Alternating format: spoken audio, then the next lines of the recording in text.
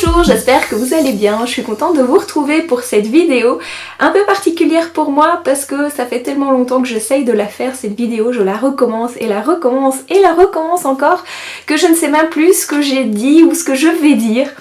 Donc ici au fait tout le monde m'a ceux qui sont venus dans mes messages privés sur Facebook pour me poser des questions sur ce qui se passe derrière là. Oui, je sais, je suis un peu tentatrice, c'est ce qu'on m'a dit. Donc voilà, j'ai le plaisir aussi de vous faire partager tous mes rangements parce que je pense que c'était pas facile déjà pour moi de trouver une façon d'aménager cet espace un petit peu atypique. Parce que c'est une scrap room en forme de L, U comme ça, c'est un couloir et en même temps ça ne l'est pas. Alors je voulais vous partager un petit peu d'où je viens avec cette scrap room. C'était d'abord la salle de jeu de mes enfants et que petit à petit j'ai un petit peu enlevé les affaires de mes enfants et que j'ai carrément pris toute la pièce pour moi. Au départ j'avais juste un tiers du grenier et c'était un 2 mètres sur 3-4, un truc comme ça avec une pente, donc c'était pas facile. J'étais vraiment avec mon petit bureau presque la tête contre le plafond et puis après mon mari quand il a vu que j'ai eu pendant un an une scrap room bien rangée, ce qui n'était pas du tout mon cas avant, il m'a dit ben voilà, prends tout le grenier et les enfants ils t'embêtent toujours quand ils vont à la salle de jeu et ils scrapent plus que toi tu scrapes. Donc voilà, maintenant on a vraiment prévu quelque chose pour moi, pouvoir être à l'aise sans... Enfin c'est ma bulle au fait, c'est vraiment ça, sans les enfants, même si on fait des ateliers avec les enfants parce qu'elle est modulable vraiment pour tous les loisirs créatifs que j'aime bien, genre la couture, faire broderie j'ai essayé mais voilà je suis pas douée.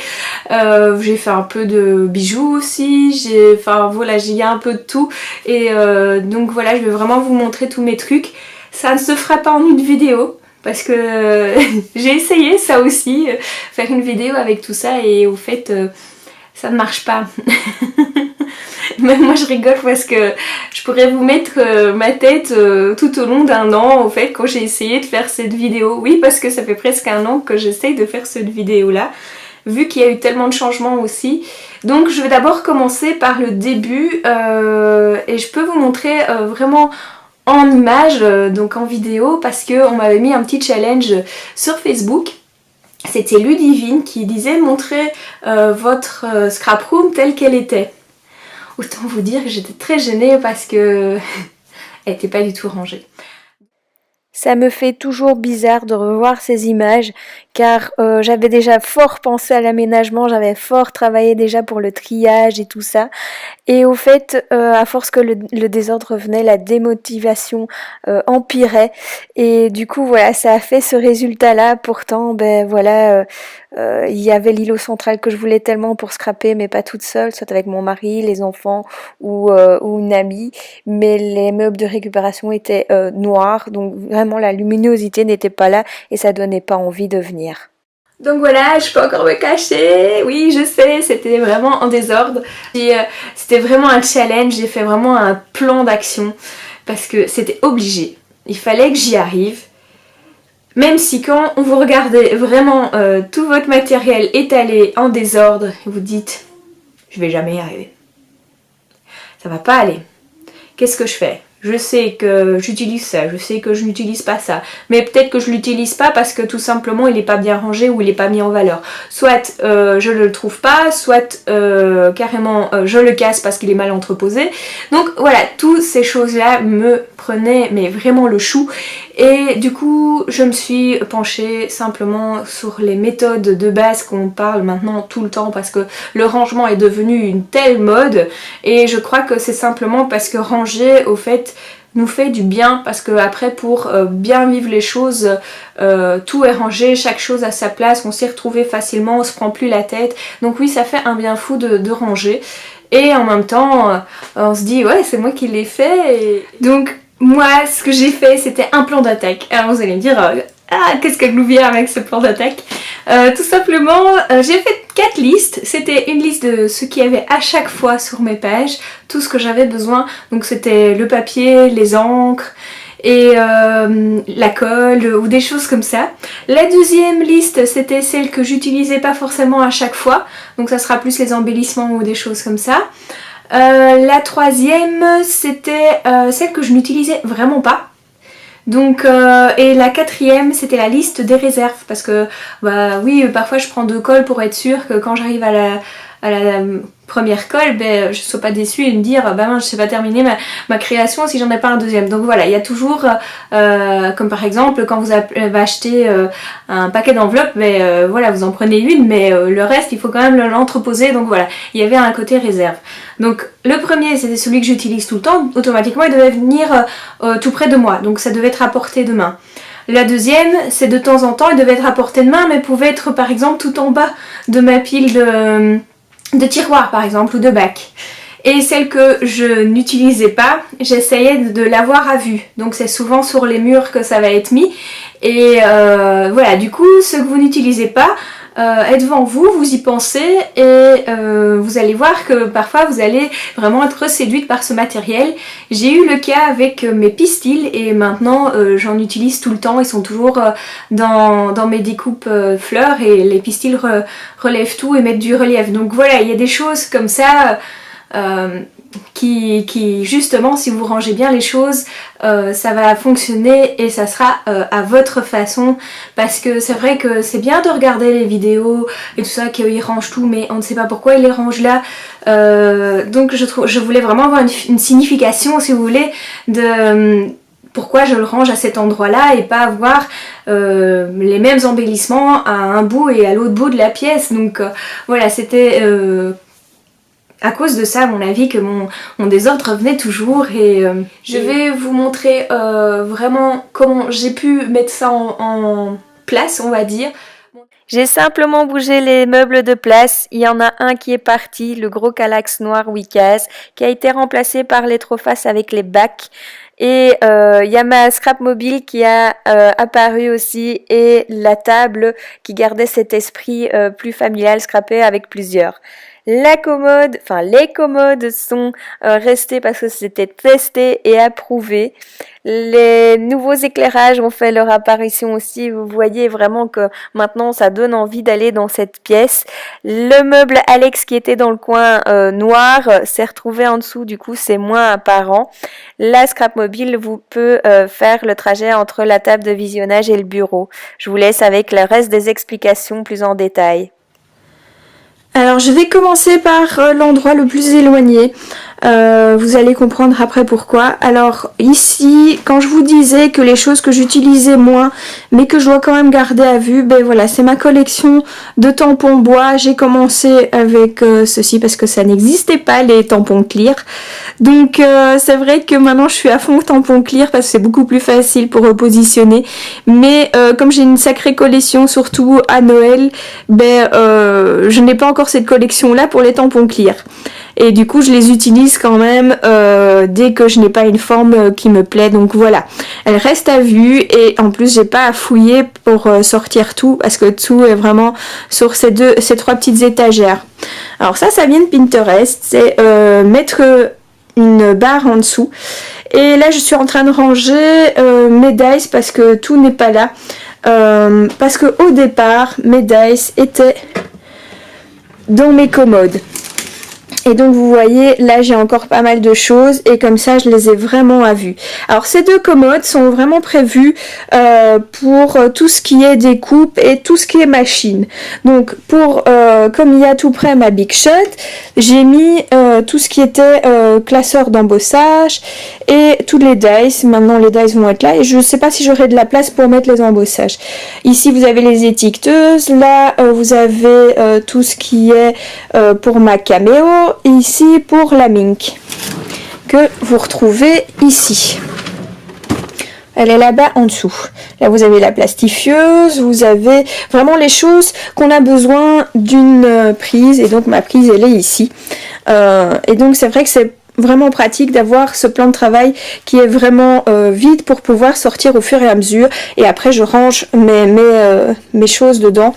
Donc dans ces tiroirs, vous allez retrouver 2 grands bacs à chaque fois et 3 petits. Alors ici, vous avez quand même des réserves parce que les encres distress, je les utilise beaucoup, mais du coup, il faut vraiment pas que j'aille dans ma réserve et vraiment avoir difficile à les trouver. Donc voilà. Les Stazone, c'est pas souvent que je les utilise, mais quand je veux faire des tamponnades sur tout ce qui est plastique et photo, c'est vrai que ça c'est utile. Et là-bas, vous avez tout ce qui est pour recharger mon appareil photo et ma lampe lumineuse. Alors en dessous, c'est encore le même système. Ici, c'est tout ce qui est patouille. Ici, vous avez vraiment le petit nécessaire de couture. Là, ça va être plus couture aussi. Donc, vous voyez que vers le bas, j'en ai pas vraiment besoin. Pour le moment, je suis vraiment pas à la couture. Ici, c'est tout ce qui est crochet, bracelet brésilien. Ça, mon fils aime bien les bracelets brésiliens. Et ici, vous avez ma petite réserve pour tout ce qui est tissu. Parce que même pour les mini-albums, vous en avez besoin. Alors, je retourne au-dessus. Alors ici, ça j'aime bien parce que au moins j'ai tous mes masques qui sont de Tim Holtz que j'aime vraiment bien. Et ça c'est pas encore accroché. Et là vous avez tous mes nuanciers. Ceux qui sont là parce qu'il y en a beaucoup qui se baladent. Là vous avez dans les boîtes tout ma réserve avec mes petites bougies de Party Light. Et quelques réalisations et du ruban qui est plus au mètre qu'autre chose. Là, vous avez tout ce qui est avec les patouilles encore. Donc voilà, ces pinceaux. Et en même temps, ça reste à vue parce que, au fait... Ah non, ça c'est encore des tampons, tiens. Parce que mes enfants aiment bien aussi. Là, j'ai encore un peu arrangé, mais c'est... Vous avez dans tous les porte-revues mes revues de magazines de scrap. C'est vrai que ça fait une belle collection. Et en même temps des tutos de scrap. Là vous avez les lampes de photographe. Puis je vous emmène tout près de mon bureau. Alors ça c'est vraiment les choses que je dois avoir à portée de main. Donc là vous voyez mes encres. Ici j'ai toujours mon iPad pour dire de voir à quoi j'ai fait les photos pour mes tutos. Ici, vous avez ma collection de carnets, donc toujours bien en évidence pour dire si j'ai une petite note à faire, aussi pour par exemple les tutos, les dimensions et tout ça. Alors en dessous, là c'est encore du bazar. Je les ai rangés, mais il me manque de place. Donc voilà, je vais vous expliquer plus tard pourquoi. Alors ça c'est les fameux meubles que j'ai piqués à mes enfants. Et donc, vous voyez, ici, tout est bien étiqueté. Donc comme ça, je n'ai plus qu'à prendre. Et c'est assez pratique ces boîtes parce que vous savez les enlever et les mettre sur votre table. Et puis quand vous avez fini de faire, automatiquement, il n'y a plus qu'à remettre, tout mettre dans le bac. Et donc voilà. Ici au-dessus, quand je suis assise bien sûr, j'ai à ma droite tous mes tampons. Donc je les ai triés, mais plus par marque, parce que au fait vous avez des dimensions à chaque fois différentes et donc suivant les marques, automatiquement si vous rangez plus par thème comme fleurs et tout ça, vous allez avoir vraiment plus difficile à ranger et donc chaque fois il y aura des formes différentes de plexi et tout ça, donc voilà. Alors ici, ça c'est ce que je n'utilise pas forcément mais qui est quand même tout près de moi. Là j'ai des réserves de découpe et quelques réalisations qu'on m'a envoyées ou que j'ai fait. Alors juste derrière moi, vous allez me dire mais qu'est-ce que je cache derrière? Ça reste quand même à vue. Mais ce bac là, c'est au fait un bac où je mets les choses que je viens d'acheter ou que je dois vraiment garder tout près de moi pour dire de les utiliser. Parce que quand on achète, on met directement au range et puis on se dit, mais tiens, qu'est-ce que j'ai acheté? Parce que moi, j'avoue que j'enlève toujours les emballages, donc je ne sais plus qu'est-ce qui est tout nouveau au fait. À l'arrière, ça c'est pour un rangement quand je vais en atelier, donc j'ai plus qu'à sortir mon bac encore. Ici, vous avez toutes mes pistils. Donc vous voyez que j'ai vraiment investi maintenant dans les pistils pour avoir plusieurs couleurs. Et ici, vous avez ma réserve de découpe. Parce que quand je fais mes découpes, je fais plusieurs... enfin carrément une feuille à 3 découpes et du coup je les entrepose dans ces bacs-là. Il y a quelques petits tampons bois aussi. Alors si vous avez une solution pour ranger les photos, je suis preneuse parce que j'avoue que là je sèche un petit peu. Et puis vous avez le fameux chariot de chez Ikea. Au-dessus j'ai mis ma tote. J'adore cette tote. Vous pouvez vraiment mettre beaucoup de choses dedans. Et ça va être vraiment le petit matériel. Donc du coup quand je suis en train de scraper, il n'y a plus qu'à tirer. Et donc voilà, il y a vraiment un peu de tout. En dessous, ça ce sont des choses que je n'utilise pas automatiquement, donc le modeling pass. C'est plus difficile d'accès quand vous devez commencer à descendre dans les étages. Donc du coup voilà, ils sont quand même importés.